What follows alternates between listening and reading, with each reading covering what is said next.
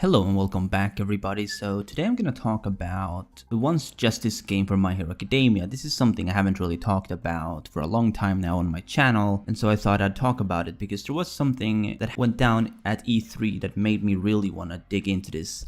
Some of you may already know this, by the way, so it may be repetitive on some level, but I just felt like I wanted to bring it up because it's something that really matters to me on a personal level because of the fact that it kind of goes along with what I wanted from this game, especially in terms of the story mode, which is what I'm gonna get into first. Comicbook.com had a interview with Bandai Namco where Bandai Namco revealed that there will be two story modes, and there's gonna be like the original story mode, which is the hero story mode. Now this is something a lot of people know about, especially since in the last trailer we did find this out. Another thing that they mentioned, however, was very interesting, which is that once you finish the hero story mode, you will unlock another story mode. Now this is the part that I really found to be really interesting personally. You will be getting to experience the villain side of the story. You will be given, or rather you will unlock a new story mode which will allow you to play as villains entirely throughout that story. Now whether that's gonna reflect exactly what happened in the original story mode just from a different perspective, I don't know, but we do know that the story does take place starting from the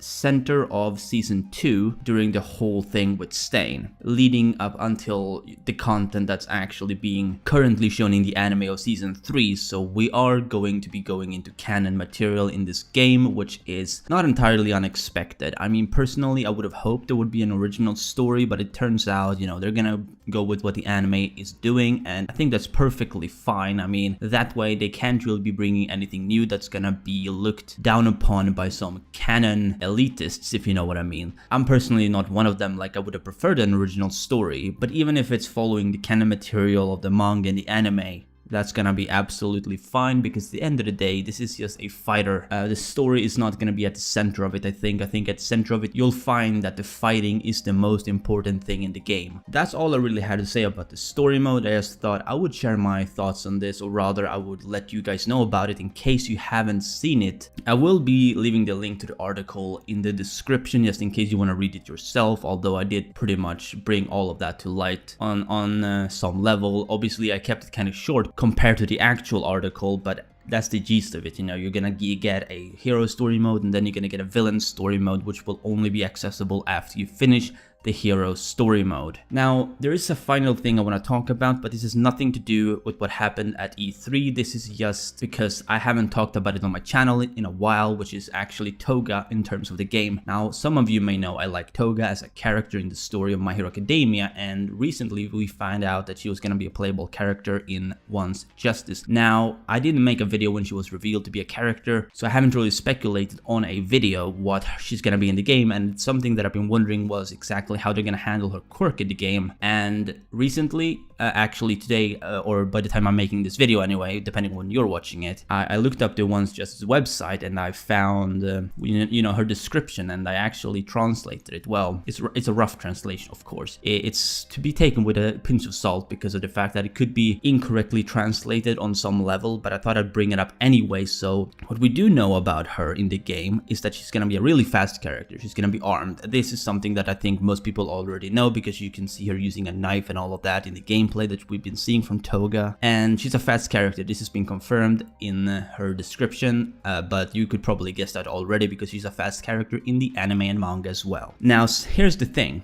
Originally, when she was introduced, I didn't think she was going to be able to use her quirk because of the fact that her quirk wouldn't really have any great advantages in a fighting game, but as it turns out, her quirk can be used in the game. I was worried, of course, as I said, that, you know, they were going to leave her quirk out, both because of the fact that the anime is kind of behind the manga, of course, so her quirk hasn't been properly explained yet, but then again, you know, the game is coming out in October, which is around the same time as the anime stops, and when that happens, her quirk will have been revealed already, so I guess it's not that big of a deal, but it's just just, how do you use a quirk that centers around transformation to another character, but it doesn't really give you any physical advantages? Like, why would you need that in a fighting game? They don't really necessarily specify exactly what advantages it gives, but what they do say, or at least from my interpretation of this translation, is that she's gonna have two forms or two stances that she can play from, one being the transformed state and one being her own state, which I think they refer to as the personality state. Not entirely sure if that's a bad translation, but they're referring to this as transform and personality, and while in the transformed state you cannot use the personality technique, which is why I'm guessing that these are two separate things that can't be used together. So if this is right and she has two different ways of fighting, that's really gonna bring some interest in her character, because that means she's not gonna be as linear as maybe some of the other characters that may only have one way of fighting in the actual series. This is something that I'm really looking forward to seeing in the game whenever it's released in October, at least in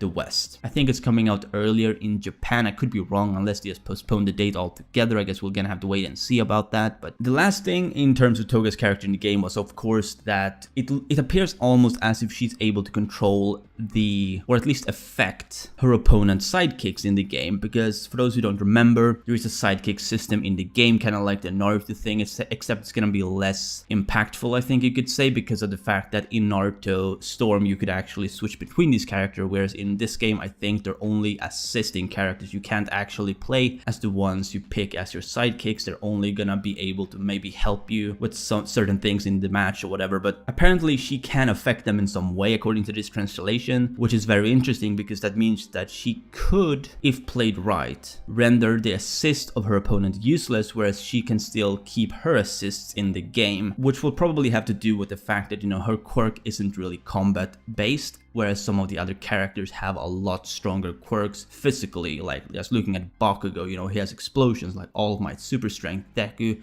strength as well as speed and all of that, you know what I mean? A lot of the characters that have been introduced are far more equipped for a fighting game, whereas Toga, she's a very basic fighter compared to a lot of characters. The closest you're gonna get there are like Stain or Aizawa, you know what I mean? So I'm really glad that they're trying to like balance that out with some other things, assuming this translation is right. Anyway, that's really all I had to say about this video. I just wanted to give my thoughts about the whole story mode. Well, primarily the whole thing regarding the story mode of the game, which I found to be really interesting, how we're gonna get a story mode just for heroes, which is gonna be the original and the primary story, of course. But then, once you've done that, you can try to play the villain story mode if you're interested in that, and I'm absolutely interested in that whenever the game comes out. I cannot wait to play the villain story, even if I have to actually go through the hero story first, but that's perfectly fine, because whatever content they're covering, it's good content, so who cares, right? I would love to know what you guys think about, the whole thing with the story mode, how it's gonna have two different stories, or at least two different sides of the same story, assuming that's what they mean. I guess that's what they mean, because of the fact that, it's gonna be following the anime, so it makes sense for them to, use the original story to actually follow whatever happened in the anime, how you follow Deku and all of that, but then when you play the villain story, you're probably gonna have a very similar experience, but you're gonna play as a lot of different characters. You're gonna play as maybe Toga, Stain, all of these characters muscular, assuming he gets introduced in the game. I don't know if he will, but if he does, then that's someone you can probably expect to be playing when you're playing the villain story. So yeah, I'd love to know what you guys think down below in the comments about this whole thing. And as always, if you did, be sure to smash that like button if you enjoyed, and subscribe if you haven't done so already. This has been Chaotic Plus, and remember everybody, Toga is waifu, Toga is life.